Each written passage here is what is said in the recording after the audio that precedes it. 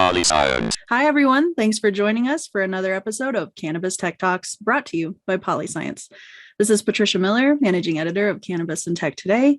And today we're going to talk about technology's favorite thing, which is data, right? So data is sort of what makes the world go round. It's especially true in the cannabis space. What do you stock? How do you stay competitive? And what products deserve shelf space, right? So these are all questions that you can answer with data. And that's why we're sitting down with the president and chief commercial officer of Hoodie, Mr. Kris Walker. Thanks for joining us, Kris. Thanks for having me, Patricia. Data is something I never pass up an opportunity to talk about. So happy to go down that path with you. All right. Well, as we know, there's so many ways to gather data, and it's especially important how you use data. But before we dive into the really unique, cool thing about what Hoodie is doing with all this information, let's back up a little bit and learn about Kris Walker. How did you get into the space? What kind of drew you to cannabis technology?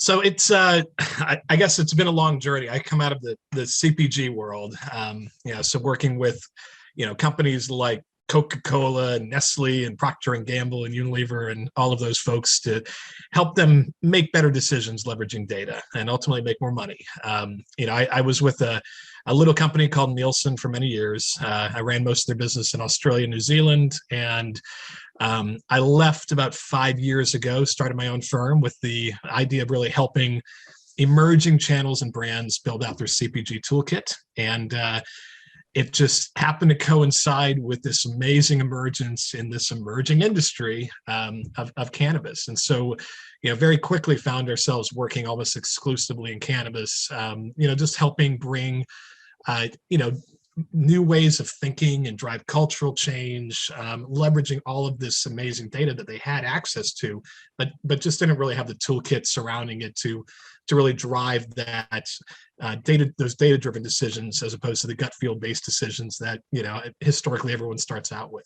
So we kind of stumbled into the space, but haven't looked back. And I just about a year ago, we merged with another organization that brought a technology platform to bear, and the combination of our two organizations created what is Hoodie today. So that's a bit of the origin story. My partner's name is Wes Shepard, and he came out of the global e-commerce price management space, and is a brilliant technologist guy as well.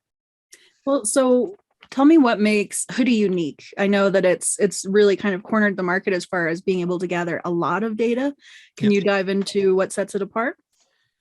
I will, and I'll kind of cover that from two ways. First off is our goal is to be tracking every product in every dispensary in every state every single day, and we're very close to delivering on that goal, right? So that's a lot. It is almost 2 billion data points a day that we're bringing in, and and again, I know you've got some consumers that listen to your show as well. As a customer, you can get access to that information on AskHoodie.com and leverage that that our database to find the products that you care about and that that are have characteristics that are going to be appealing to you. But from you asked about what really sets us apart. It is our technology platform. So, we basically ingest, as I mentioned, 2 billion data points every single day. But we've got machine learning and AI-based technology in our platform that allows us to rapidly translate all of that really ugly, messy data into useful information that we can organize for clients to make decisions. And so that being able to leverage that technology allows us to effectively measure the whole industry, as at the same time, without having thousands and thousands of people coding data every single day. The tech does a lot of that for us. And we've still got tons of data scientists and stuff that help train the technology. But it's the technology that's really our secret sauce. And then I think just coupled with, a bunch of folks that are passionate with helping people make money leveraging data. And so maybe this is part of the secret sauce. So don't let me pry too deep, but how do you get all of that information? Are you tapping into like some central hub like Metric or BioTrack? I mean, where are you pulling from if you're allowed to say?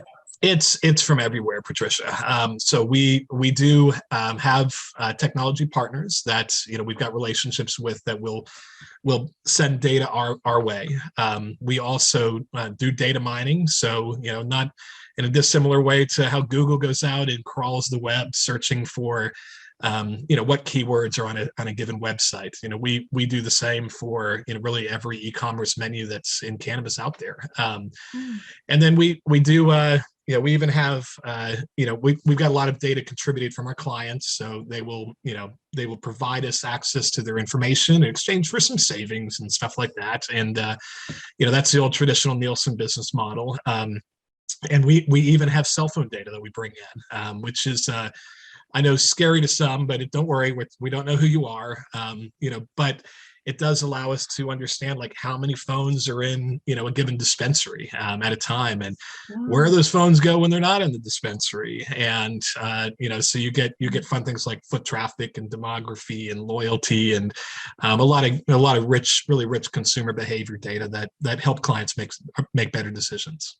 Okay, that's really cool and horrifying, but we're used to it, right? So So say you can hopefully you don't blame us. We're just we're one of many that are leveraging someone else's data. So yeah, well, you hear that your location is constantly being tracked by Google, and that's just one of the many data points that your phone is constantly gathering about you. But I do think it's interesting to hear how it's being applied and how that can drive business decisions, even in the cannabis space. Yeah, it's fun, right? Like imagine you as a dispensary operator. You may think the guy across the street is your main competitor because for proximity, but the reality of it is, you may not be competing with them at all. You might be competing with the dispensary that's 3 miles up the road, who appeals to a similar type of demographic that you have in your store. And so it really can change the way that you're thinking about your business and how you might range products, price your products, promote your products. I love that. And you're receiving a lot of support from some pretty big names in the industry. You've got the ArcView Group behind you now. Jim Belushi's in on it, right? So why do you think Hoodie is kind of such an alluring opportunity for them?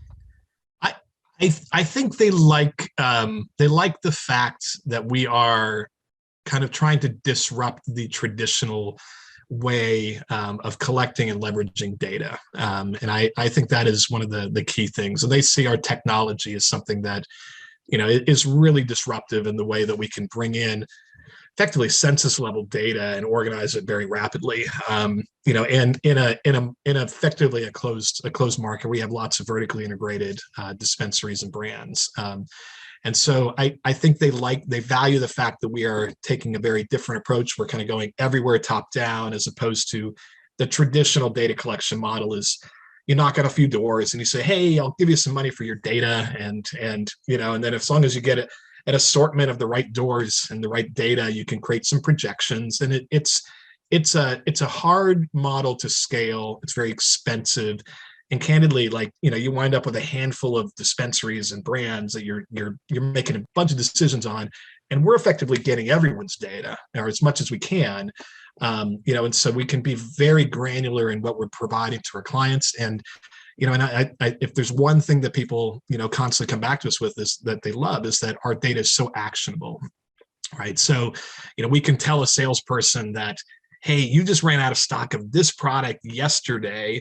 And so you may want to give these guys a call and see if they need any more. Or I could tell you that your competitor just ran out of stock of that product yesterday. Mm-hmm. And so you may want to pick up the phone and say, hey, that product you just ran out of, I've got an even better version and, at a better price. So maybe you might want to think about bringing that in. And so it's just very, very actionable. And I think that's the other reason that, folks like Jim Belushi, are so excited about it. He tells a story of, having one of his customers drive 40, they went to the website and they drove, said, hey, find this product, drove 40 miles, an hour and a half or whatever to get there. And, product was out, and so the customer's obviously very upset. It's a negative brand experience, and it hits on Jim and his brand. And and so the fact that we have all this data almost real time, you're not going to have that experience. And so again, it's all in the vision of being very actionable, for our clients. And is it something that clients are able to do like on a subscription basis or per report? How does that model work? We offer both. Most of our clients will subscribe. We do consider ourselves a SaaS company, a software as a service, and so they will subscribe to a given brand or category or state, and then there's different modules that they can subscribe to as well. So if you don't want the mobile phone module, you don't need to get the mobile phone module. And if you only want to see your brands, that's fine. And if you only want to see a very small area in the middle of Chicago, you can do that. And so you kind of pick and choose what's important to you. You subscribe to it, and then obviously you get updates every single day. And it's next day turnaround. So everything you're looking at from us today happened yesterday. So it was awesome. And 421, we had the first data available on what happened in 420, and that's something that's very fun for us to be kind of leading the charge there. And again, your customers consumers can leverage that same data and through Ask Hoodie as well. And it's all next day insights. Wow. Yeah, that's rapid. I want to learn a lot more about this. And when we get back from a quick sponsor break, we're going to keep diving into it. And I want to hear about what's next for Hoodie. So we'll be right back. Thanks to PolyScience.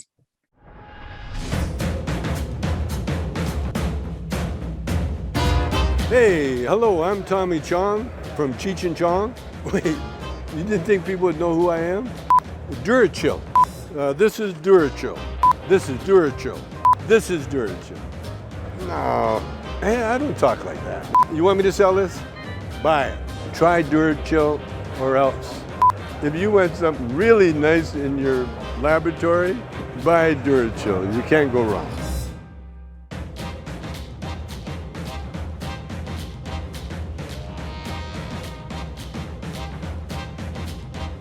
All right, we're back with Kris Walker from Hoodie.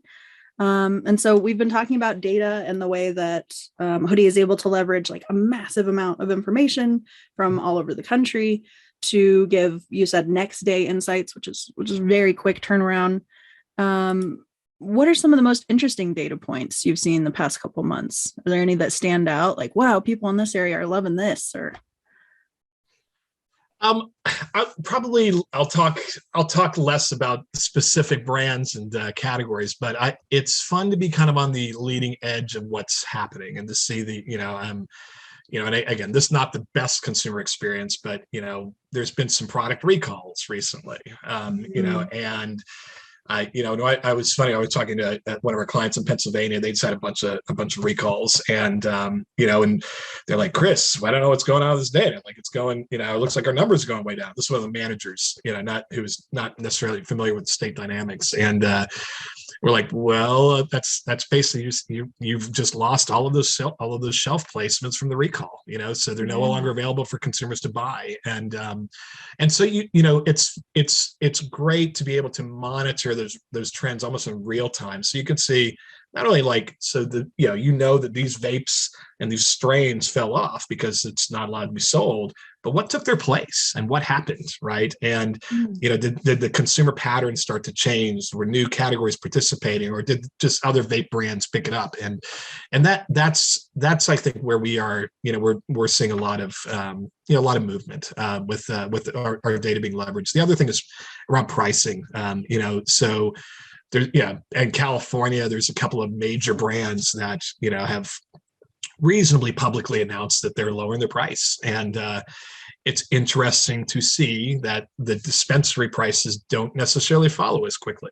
So the dispensary still getting, they're going from getting the product from $50 to $40 or $30, but they're still selling it at $100, even though the price went down. And so that's right, And so that's another fun thing, that we're able to monitor and observe, because the whole idea of price and promotion elasticity, like, I can take my price down, but if it doesn't get passed through the consumer, that's a margin gain for the dispensary. Maybe the dispensary is going to, and ultimately there's going to be consequences for that. So, so that's, anyway, just a couple of examples of how, of how we're watching some of the tides turn.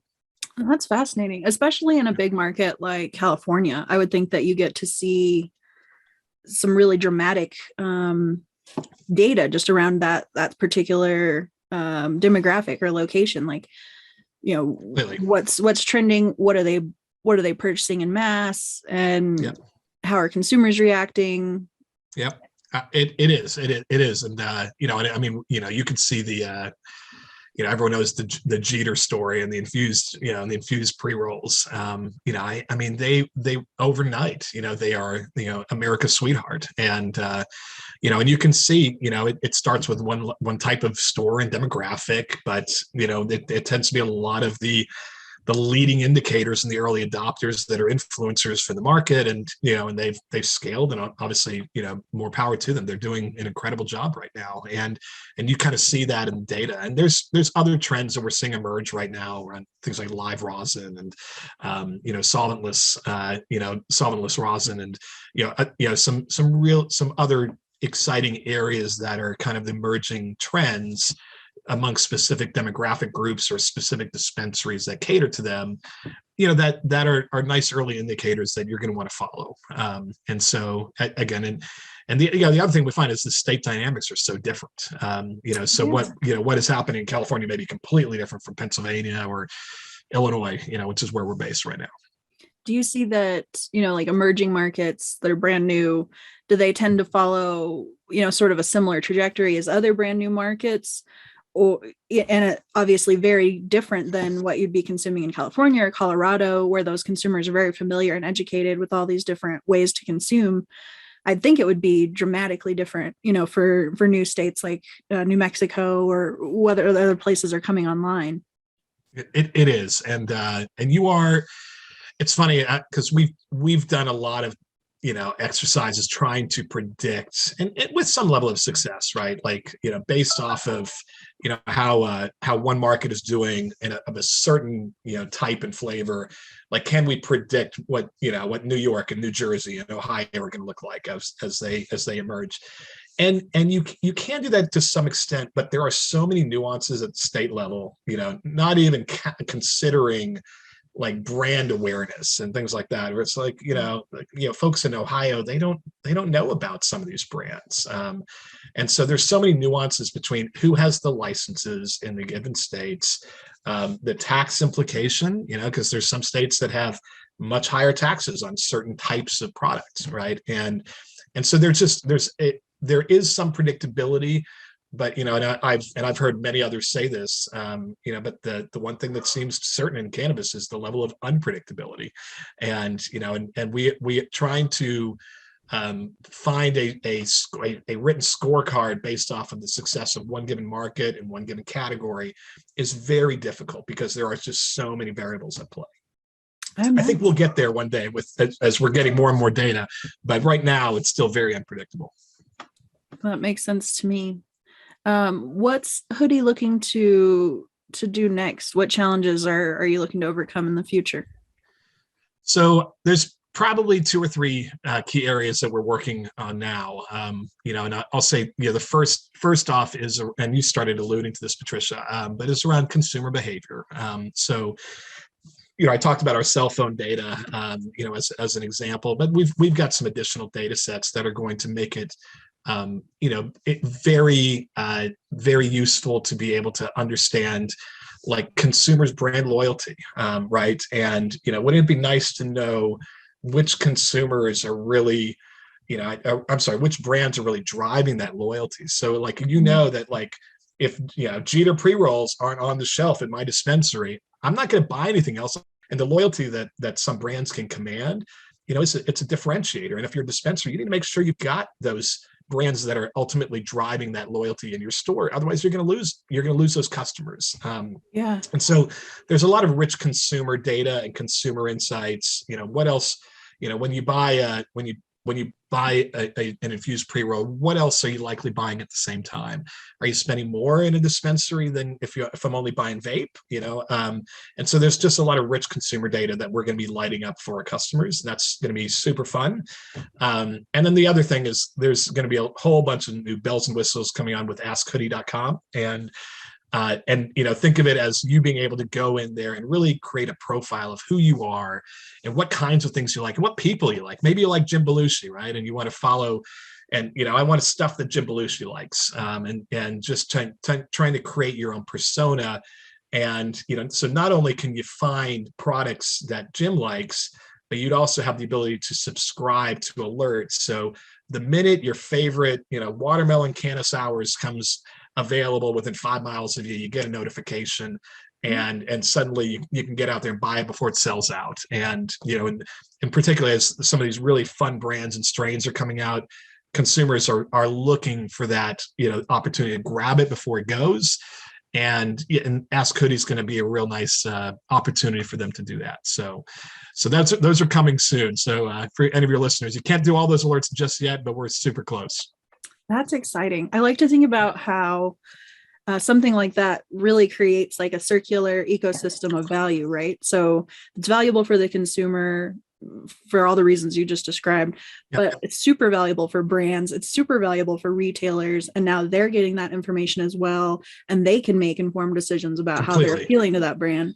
So that's the cool part about data is like, if you're using it correctly, intelligently, it really creates its own sort of drive. It's an ecosystem that feeds on itself. 100%, right? And like brands in particular, like there's a lot of talk right now in the industry about the power of brands, and we've got a lot of work to do. And you look at something like bottled water, obviously, is an example that's used a lot. People for the same product, I can get it out of the tap, I can get it off the tap, or I'm going to pay $1 or $2 for a bottled water. And the difference of that is the value of that brand.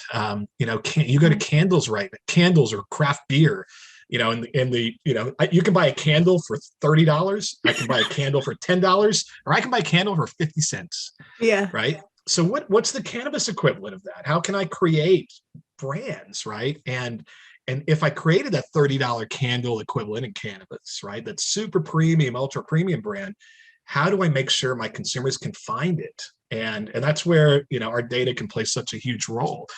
For that, if you wanted to launch a premium brand, you want to make sure your customers know where they can get it, where they can find it, and obviously the retailers are going to want your customers to be coming into their stores, so they're going to be looking for those premium products that customers are looking for.